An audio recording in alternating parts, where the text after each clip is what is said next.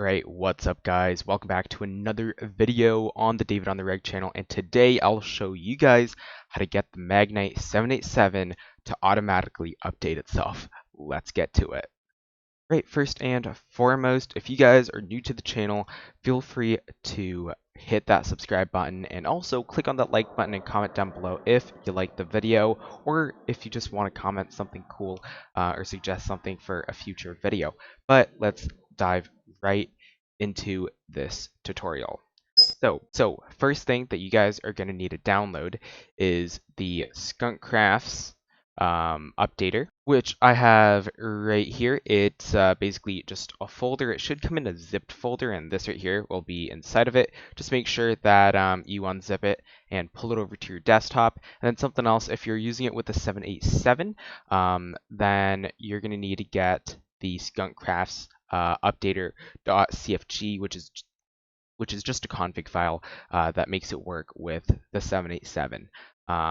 So basically, just go down into the description. I'll link where it is that you can actually download it. Just go to that page, download both of these. The folder should just be as a zip file, and then the CFG file should just come like this.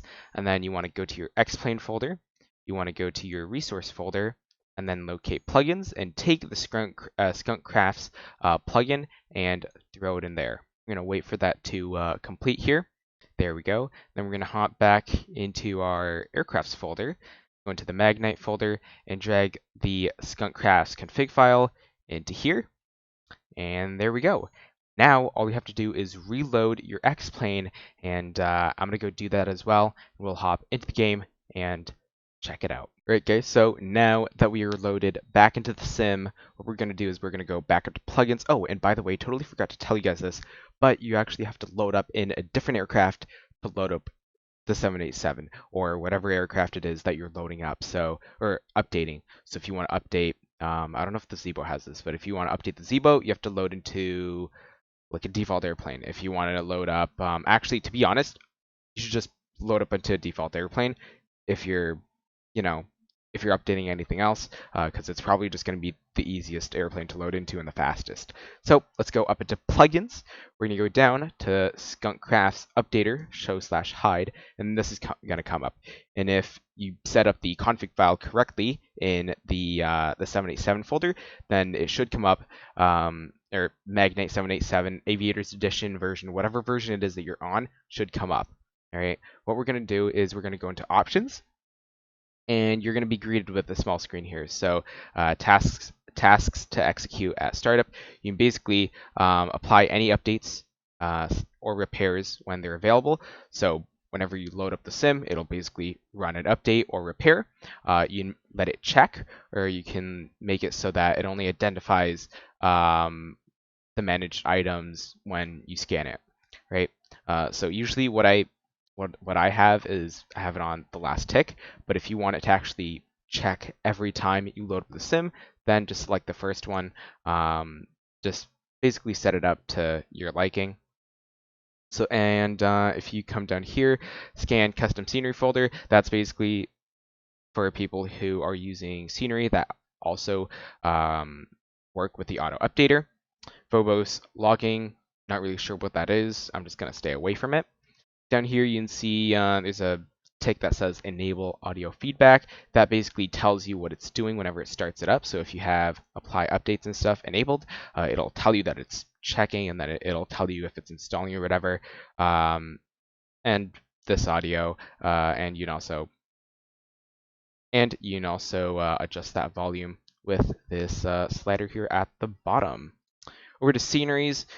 I'm not going to set up, or I'm not going to be updating any sceneries, so I'm not going to set that up.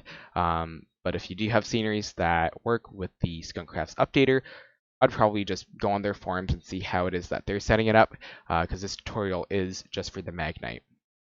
So once you have the Magknight loaded up here, what you want to click on is check available updates, and that's just going to run a whole system check. Since I do have the plane on 1.3.0, nothing else should come up, but if there was a new update, there we go.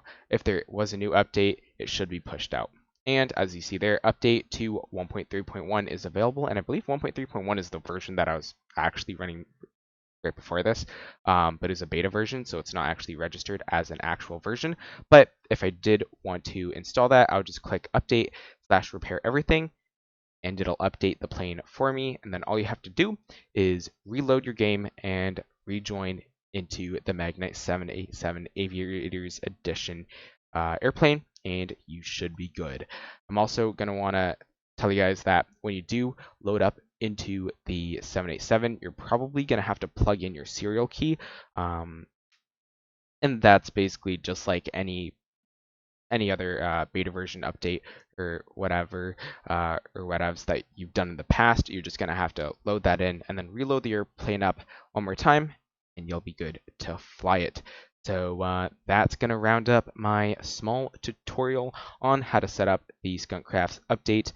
Make sure that you throw that 787 Skunkcrafts update file, config file, into the actual 787 airplane folder, or else it won't really work. So that's pretty much it. If you guys like this tutorial, go slap that like button. If you disliked it, go hit that dislike button as well, and comment on how I can improve on this.